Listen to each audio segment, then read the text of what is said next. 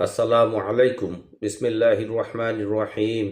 আল্লাহুম্মা সাল্লি আলা সাইয়্যিদিনা মুহাম্মাদিন আবদিকা ওয়া রাসূলিকা ওয়া আলাল মুমিনিনা ওয়াল মুমিনাত ওয়া আলাল মুসলিমিনা ওয়াল মুসলিমাত। প্রিয় দিনদার ভাই ও বন্ধুগণ, আজকে যারা আমরা পরনিন্দার সাথে জড়িত, গীবত চগলখুরামির মধ্যে জড়িত, আমরা খুব সতর্ক হয়ে যাই। খুবই ভয়ঙ্কর একটি গুনাহ। এ বিষয়ে আপনাদের সামনে একটি বুজুর্গের উদ্ধৃতি তুলে ধরছি। হজরত থানবী রহমতুল্লাহি আলাই বলেছেন, হজরত হাজি সাহেব রহমতুল্লাহি আলাই বলতেন, পরনিন্দা বেভিচারের চেয়েও জঘন্য। বেভিচার শরীরের চাহিদাগত ব্যাপার, আর গীবত বা পরনিন্দা মনের চাহিদাগত ব্যাপার। আর বেভিচার পাপ কার্যের পর অনুশোচনা বোধ করে, কিন্তু পরনিন্দুকের মধ্যে কোনো অনুশোচনা সৃষ্টি হয় না। ফলে ব্যভিচারী অনুশোচনার পর ব্যভিচার পরিত্যাগ করতে পারে এবং কৃত পাপ কার্যের বোঝা থেকে মুক্ত হতে পারে।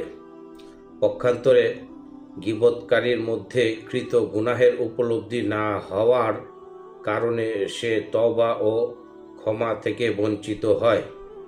হজরত আদম আলাইহিমুসসালাতু ওয়াসসালাম বেহেশতের খাদ্য গ্রহণের শারীরিক চাহিদার কারণে একটি বিশেষ খাদ্য গ্রহণ করেছিলেন, যা পূর্ব থেকেই তার জন্য নিষিদ্ধ ঘোষণা করা হয়েছিল। কিন্তু অনুশোচনার কারণে তিনি তওবা করতে পেরেছিলেন এবং ক্ষমা পেয়েছিলেন। অন্যদিকে ইবলিস আল্লাহ পাকের আদেশ অমান্য করেছিল। অহংকার ও মর্যাদার লোভের ন্যায় নফসের চাহিদার কারণে সে জঘন্য অনুশোচনা, তওবা ও মার্জনা কোনোটাই তার নসিব হয় নাই। প্রিয় দিনী ভাই ও বন্ধুগণ, এখানে খুব গভীর একটি বিষয় আপনাদের সামনে আলোচনা করা হয়েছে। এটাকে আপনারা একবারের জায়গায় কয়েকবার পড়ে বুঝে নেওয়ার চেষ্টা করবেন। গভীর একটি বিষয় আলোচনা করা হয়েছে আমাদের সংশোধনের জন্য। আল্লাহ পাক রব্বুল আলামিন আমাদেরকে গীবত, শিকায়াত, চগলখুরামি থেকে হেফাজত করুক।